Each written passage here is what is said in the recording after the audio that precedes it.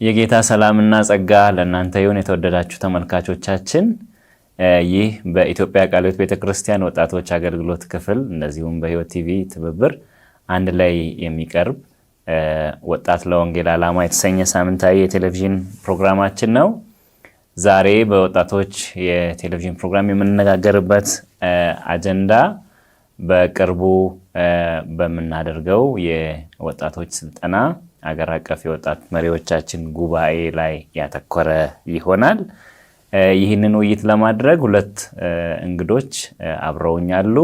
የኢትዮጵያ ቃለ ሕይወት ቤተክርስቲያን ወጣቶች አገልግሎት ቦርድ ሰብሳቢ ወንድሜ ጸጋዬ ጴጥሮስ እንደዚሁም ደግሞ የወጣቶች አገልግሎት ቦርድ ምክትል ሰብሳቢ ወንድሜ ኢያሱ ኤልያስ ሁለቱ ሰብሳቢዎቼ አብረውኛሉ። ፕሮግራሙን በማጋፈር እኔም ዮናታን ስምዖን የቃለ ሕይወት ቤተክርስቲያን ወጣቶች አገልግሎት አስተባባሪ አብሬያችሁ እቆያለሁ።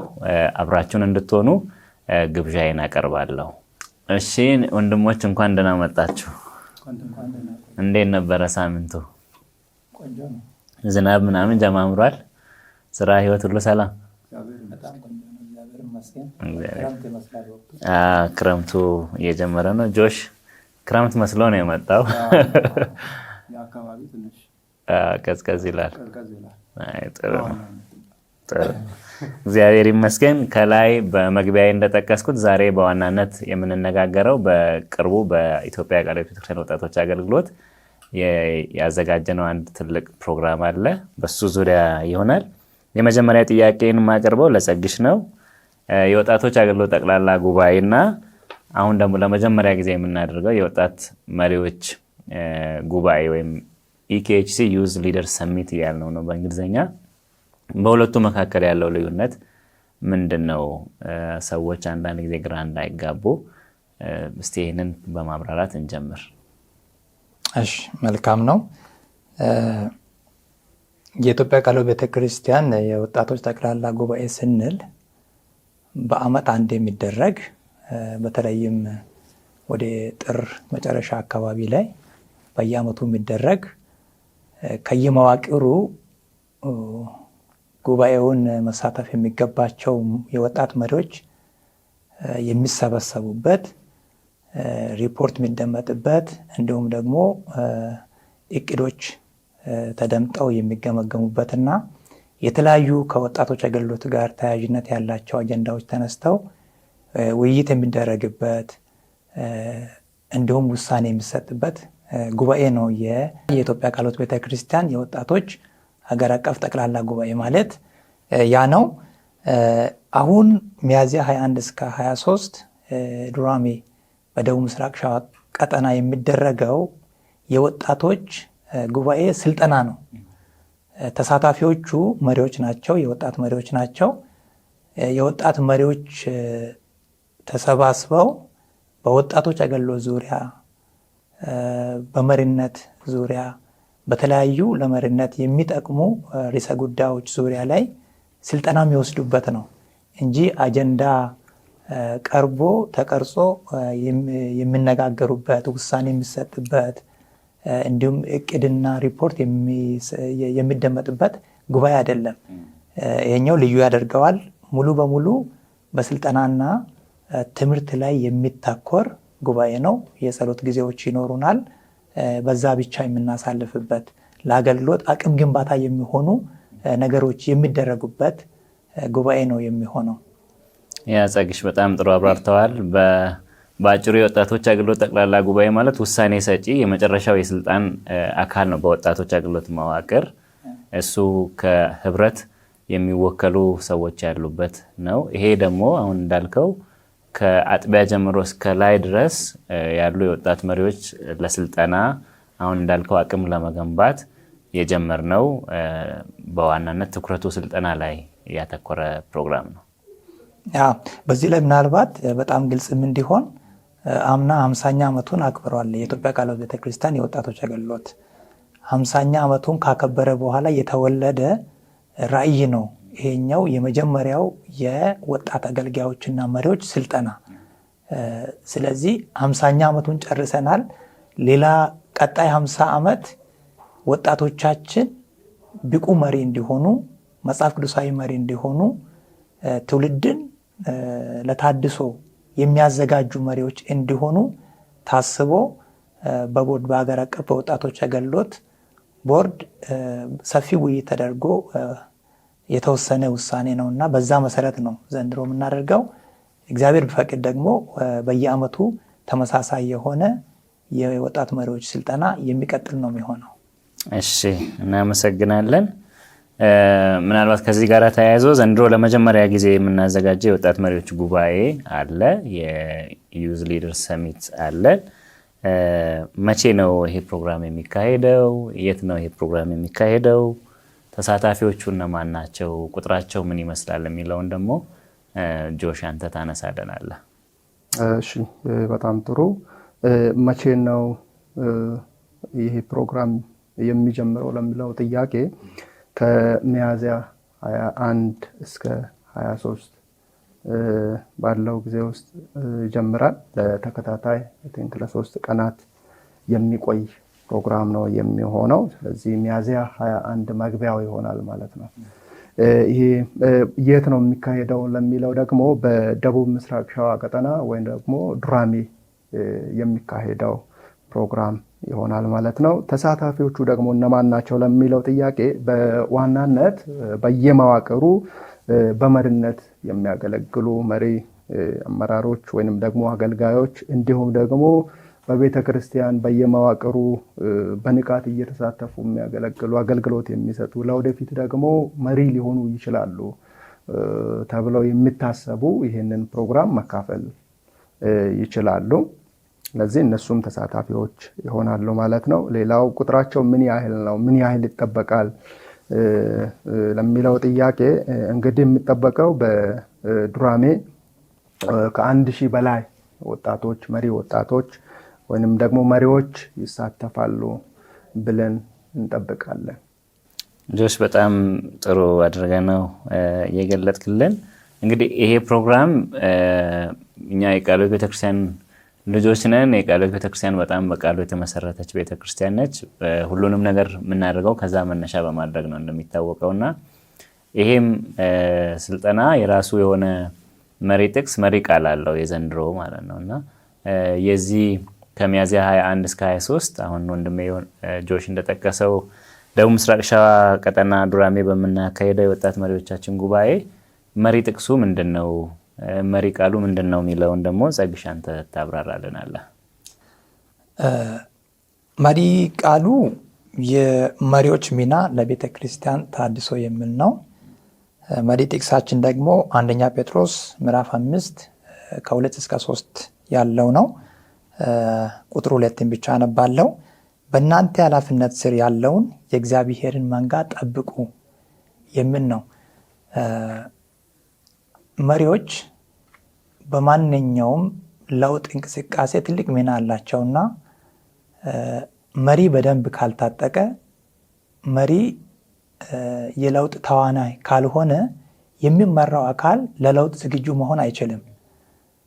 ስለዚህ ለዚህም ነው መሪዎችን ለብቻ አንድ ቦታ ተሰባስበው እንዲታጠቁ ስለ አመራር እንዲሰለጥኑ፣ አመራሩም በዋናነት ስለ መጽሐፍ ቅዱሳዊ አመራር እንዲሰለጥኑ የተፈለገው ለዚህ ነው። የመሪዎች ሚና ለቤተ ክርስቲያን ታድሶ በሚል መሪ ቃል ነው ዘንድሮ ይህ ስልጠና የሚደረገውና መጽሐፍ ቅዱስን ስንመለከት እነ ነህምያ፣ እነ እዝራ፣ እነ ዘሩባቤል በኢየሩሳሌም ቅጥር፣ በኢየሩሳሌም ቤተ መቅደስ ታድሶ እንዲሁም ደግሞ በእስራኤል ሕዝብ መካከል የነበረውን መንፈሳዊ ለውጥ ታድሶ ያመጡት ስንመለከታቸው ግለሰቦች ይመስላሉ፣ ግን መሪዎች ናቸው። የመሪነት ሚና ተጫውተው ነው። ስለዚህ በዚህም ዘመን ላይ ያለችውን ቤተክርስቲያን መንፈሳዊ ነገሯን በሚገባ ለማደስ መሪዎች ትልቅ ሚና ስላላቸው እነዚህ ወጣቶቻችን ደግሞ በዚህ ዙሪያ ላይ ቢታጠቁ ቤተክርስቲያን ለታድሶ የተዘጋጀች ትሆናለች የሚል እሳቤ ይዘን ነው በዚህ ዓመት በዚህ መሪ ቃል ስልጠናውን ለመስጠት ያሰብ ነው። ያ እንዳልከው የመሪዎች ሚና ለቤተክርስቲያን ታድሶ በጣም ወሳኝ ነው። ወጣቶች የነገ ቤተክርስቲያን መሪዎች ብቻ አይደሉም። ብዙ ጊዜ እንደዛ የሚባል አባባል አለ። የዛሬ አሁን ያለችው ቤተክርስቲያን መሪዎችም ናቸው። በቁጥር በጣም ብዙ ምዕመናችን ወጣት ነው። ስለዚህ ማጆሪቲውን የሚመሩ መሪዎች የነገ ወይም ከነገ ወዲያ ቸርች የምንለው ሳይሆን አሁን ያለችውን ቤተክርስቲያን መሪዎች ናቸውና ለዚህ ወጣቶቻችን ለቤተክርስቲያን ተሐድሶ መሆን የእግዚአብሔር ቃል በስልጣን የሚሰበክባት የምንመኘው የምንፈልገው ቤተክርስቲያን እንድትሆን ሁሉ ጊዜ በቃሉ መታነጽ አለባቸውና ለተሐድሶ የመሪዎች ሚና በጣም ትልቅ ነው እና ይሄ መሪ ቃሉ በጣም ቆንጆ ነው። የመሪዎች ሚና ለቤተክርስቲያን ተሐድሶ በጣም ደስ የሚል ነው። ምናልባት ከዚህ ጋር በተያያዘ ፕሮግራማችን የተለያዩ ይዘቶች አሉት። ከላይ በጠቀስነው መሰረት ከሚያዝያ 21 እስከ 23 የሚደረገው ማለት ነውና ምን ይዘቶች አሉት? ምን ያካትታል? ከሚያዝያ 21 እስከ 23 ስንቆይ ምንድነው የምናደርገው የሚለውን ጆሽ አንተ ብትገልጽልን። በጣም ጥሩ ዮኒ። እንግዲህ ከይዘቱ ስንጀምር የጸሎት ጊዜ ይኖረናል፣ የመዝሙር ጊዜ ይኖረናል፣ የዝማሬ ጊዜ፣ ከዚያ ደግሞ በዋናነት የስልጠና ጊዜ ይኖረናል። ለዚህም ፕሮግራም ደግሞ የተጋበዙ አገልጋዮች አሉ። እነዚህ አገልጋዮች በሕይወታቸው ከዚህ በፊት በሰሯቸው ስራዎች እጅግ የተመሰገኑ እና ለቤተ ክርስቲያን ደግሞ ጥሩ ሰርተው ያሳለፉ አባቶች አሁንም ደግሞ እየሰሩና እያገለገሉ ያሉ አባቶች በጣም የምንወዳቸው የምናከብራቸው አገልጋዮች ናቸውና ከዚህ ከመሪነት አኳያ እንግዲህ የተጋበዙ አገልጋይ ዶክተር ተስፋዬ ያዕቆብ ይባላሉ። የቀድሞ የቤተ ክርስቲያናችን ዋና ጸሐፊ የነበሩ ናቸው። ስለዚህ በመሪነት ዙሪያ በአመራር ዙሪያ እሳቸው ትምህርት ይሰጡናል። እንግዲህ ለእያንዳንዱ ነገር መውደቅም ሆነ መነሳት አመራር ወሳኝነት አለው ይላልና አንድ ጸሐፊ ጆን ማክስዌል የሚባለው። ስለዚህ በዛሬዋ ቤተክርስቲያን ደግሞ የአመራር እጦት ይታያል። አመራር ደግሞ ቢኖርም ምናልባት የበቃ ላይሆን ይችላል። ከስኪል አኳያ ከናውሌጅ አኳያ እንግዲህ ጥሩ ግንዛቤ ያስጨብጡናል የሚል እምነት አለኝ። ስለዚህ ወጣቶቻችን ስኪሉም እንዲኖራቸው ምናል አንዳንድ ጊዜ የመሪነት እውቀቱ ኖሮ ስኪሉ ክህሎቱ ደግሞ ሲጠፋ ወደ ሌላ ጽንፍ ይወስዳልና ለዚህ ሁለቱንም እንዴት ባላንስ አድርገው መሄድ እንዳለባቸው እሱንም ያሳዩናል የሚል እምነት አለኝ። ሌላው ተጋባዥ አገልጋይ መጋቢ ተስፋዬ ጋቤሶ ያገለግለናል። መሪዎችና የጥሞና ህይወታቸው በሚል ያገለግለናል። ምናልባት አንዳንድ ጊዜ ወደ መሪነት ሲመጣ የጥሞና ህይወታችን እንደ ቀድሞ ማናይበት ሁኔታዎች ሊፈጠሩ ይችላሉ። ምናልባት ሩጫ ሊበዛ ይችላል፣ ኃላፊነት ሊበዛ ይችላል። ከዚህ አኳያ መሪ በጥሞና ህይወቱ እንዴት ነው መኖር ያለበት፣ እንዴት ነው ማሳለፍ ያለበት፣ ባላንስ እንዴት ነው ማድረግ ያለበት የሚለውን ያሳየናል፣ ያስተምረናል ብለን እንግዲህ እንጠብቃለን። ሌላው ዘማሪ መጋቢ ዮሴፍ በቀለ ተጋባዥ እንግዳችን ነው። እናም ደግሞ ዘማሪና የሙዚቃ ባለሙያ ረታ ጳውሎስ በዝማሬ አገልግሎት የሚያገለግሉን ይሆናል። በጣም ደስ ይላል። በጣም እኔ በጉጉት እየጠበቅኩ ነው። ርዕሶቹ ራሱ በጣም ተናፋቂ ናቸው። እንዳነሳኸው ዶክተር ተስፋዬ ያዕቆብ የቤተክርስቲያናችን ዋና ጸሐፊ በመሆን አገልግሏል።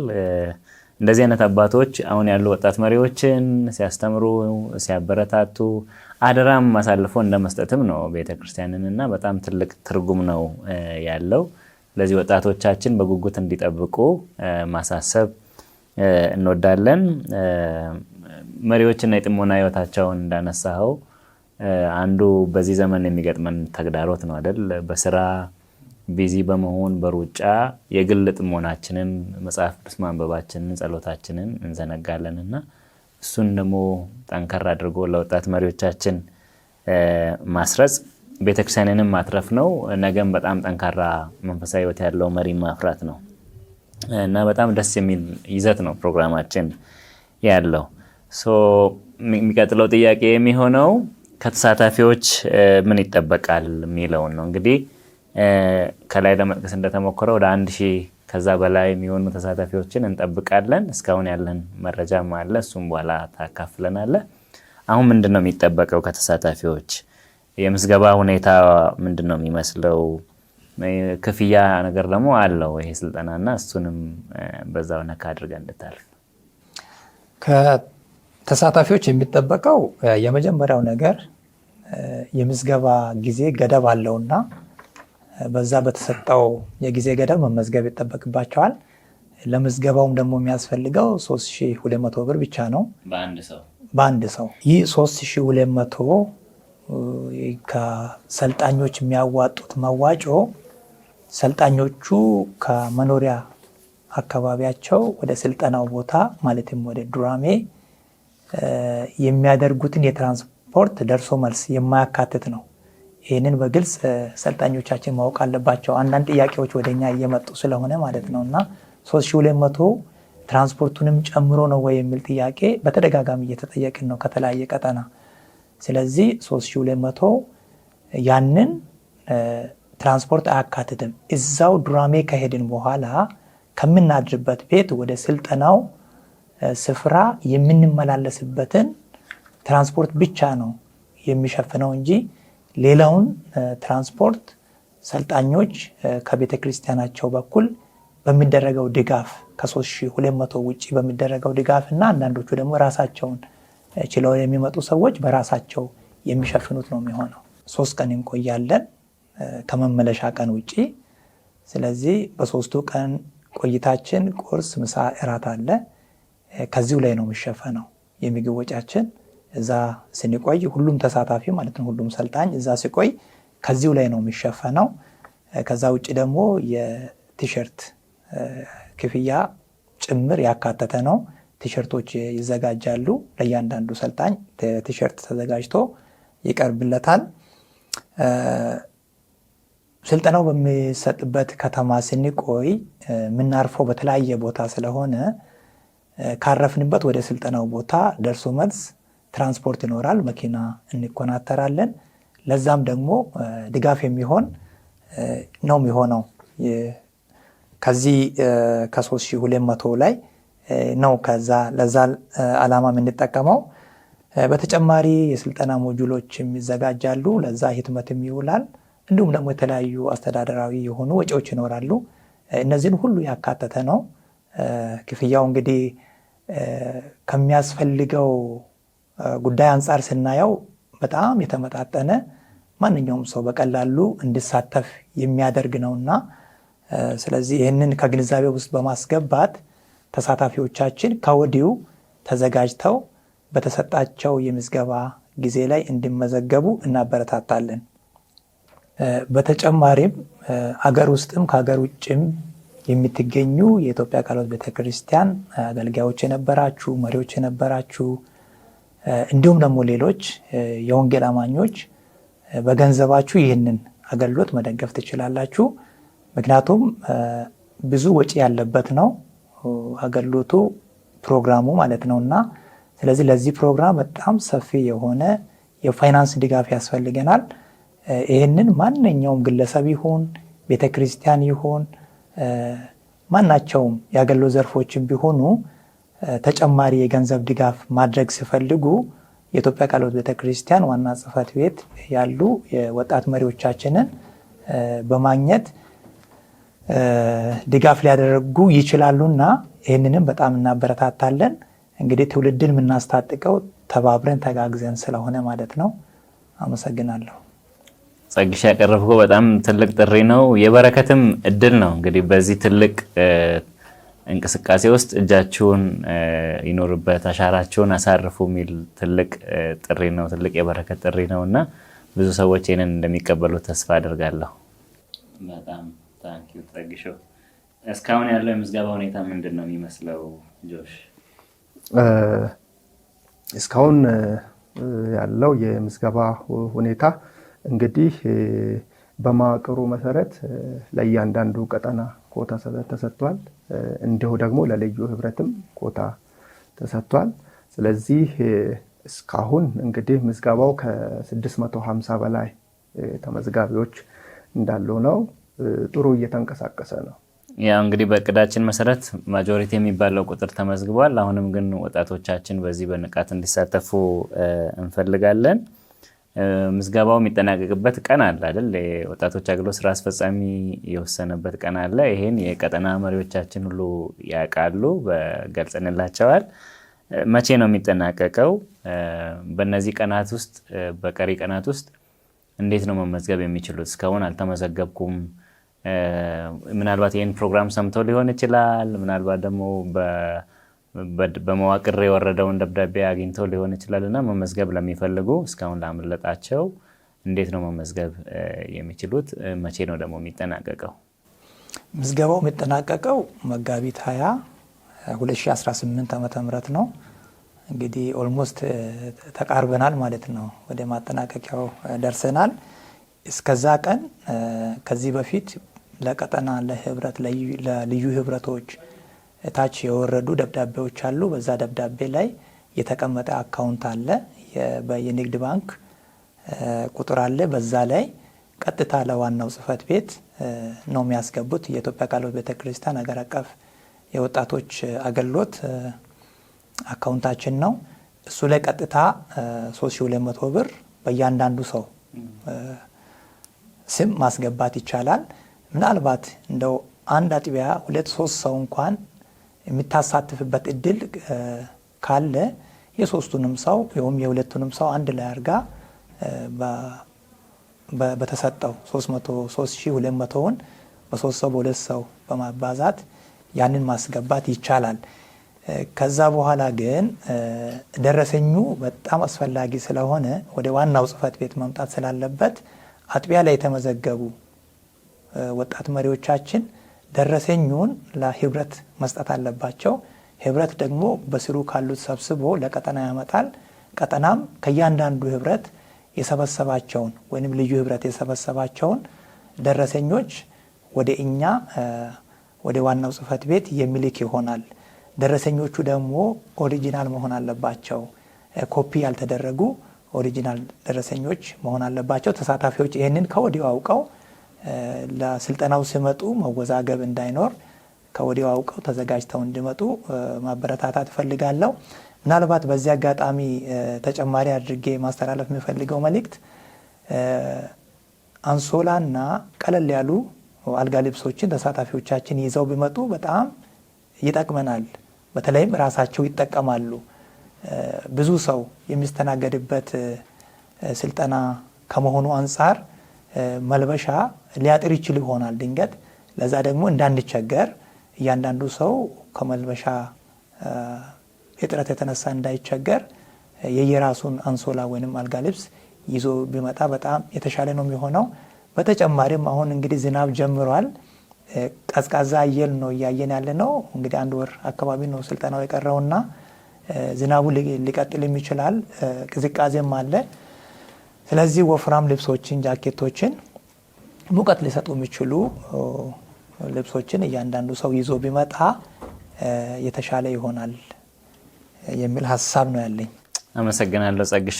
አሁን እንዳልከው ወቅቱ የቅዝቃዜ ስለሆነ ምናልባት ከተለያየ አካባቢ ስለምንሰባሰብ ይህንንም ከግምት በማስገባት ቀለል ያለ እንደ አልጋ ልብስ አይነት ነገር መያዝ ይጠበቅባቸዋል። ይህንን እኔም ጠንከር አድርጌ ማሳሰብ እፈልጋለሁ።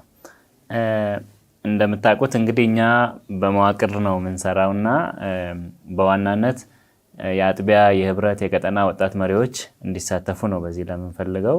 ላኪዎቹም መዋቅሮች ናቸው። አጥቢያ ናት፣ ህብረት ነው፣ ቀጠና ነው። ግን ደግሞ በግል መሳተፍ እፈልጋለሁ ለሚል ሰው ቦታ አለን። ምናልባት በዚሁ አጋጣሚ እሱን ነገር ብታብራራለን። ጥሩ ጥያቄ ነው።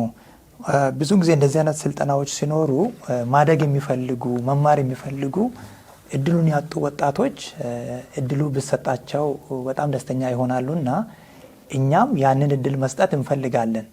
እድሉን ስንሰጥ ግን በቤተ ክርስቲያን እውቅና እንዲሆን ነው የምንፈልገው። ያ የሚፈልግ ሰው ቤተ ክርስቲያኑን እሱ የሚገኝበትን ቤተ ክርስቲያን አነጋግሮ እኔም ወጪውን ሸፍኜ ይገኛለሁ ፍቀዱልኝ ብሎ በእነሱ እውቅና እንድሳተፍ እናበረታታለን። ማንኛውም ቤተ ክርስቲያንን በአገልግሎቱ ሊጠቅም የሚችል ሊያድግ የሚችል ወጣት ከተሳተፈ ቤተ ክርስቲያን ትባረክበታለች፣ አሁንም ያገለግላታል፣ ወደፊትም ደግሞ ቤተ ክርስቲያንን የመረከብ አቅም ያገኛል ብዬ ነው የማምነው።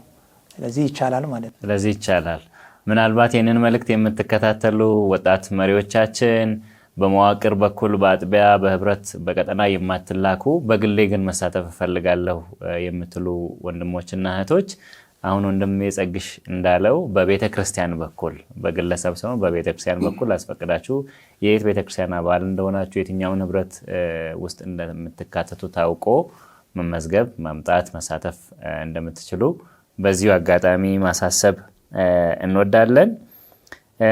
እንግዲህ ይሄ ፕሮግራም ስኬታማ እንዲሆን የብዙ ሰው ኃላፊነት ነው ያለው።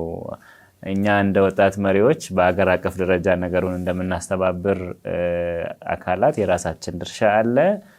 ሌሎችም በየተዋረዱ ኃላፊነት አለባቸውና ይሄ ፕሮግራም ስኬታማ እንዲሆን የየመዋቅሮቹ ሚና ምንድነው ብለህ ታስባለህ ጆሽ? እያንዳንዱ መዋቅር ምን አይነት ሚና መወጣት አለበት? እሺ እንግዲህ እንደምታወቀው እኛ ወጣቶች የአባቶቻችንን ፈለግ ተከትለን እያገለገልን እና ወጣቱን ትውልድም እየመራን ስለሆነ ከአባቶች ጋር እጅና ጓንት ሆነን ነው የምንሰራው፣ በመግባባት በመነጋገር በመወያየት።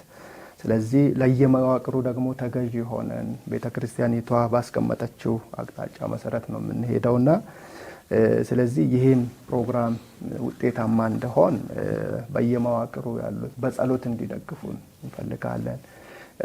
ለዚህ ፕሮግራም ደግሞ ወጣቶቹ ለሚጠይቋቸው ጥያቄዎች ቀናና በጎ ምላሽ እንዲሰጡ፣ ምናልባት ወጪውን በተመለከተ ከወጪው ጋራ እንዴት ነው የሚለውን በመነጋገር እንዴት ከፍር ማድረግ እንዳለባቸው በመነጋገር በመወያየት እንዲደግፉ፣ ወጣቶችን እንዲያበረታቱ፣ ወጣት አገልጋዮችን መሪዎችን እንዲያበረታቱ እና በየመዋቅሩ ያሉት ይሄንን ቢተገብሩ እጅግ በጣም ውጤታማ የሆነ አገልግሎት እናገለግላለን።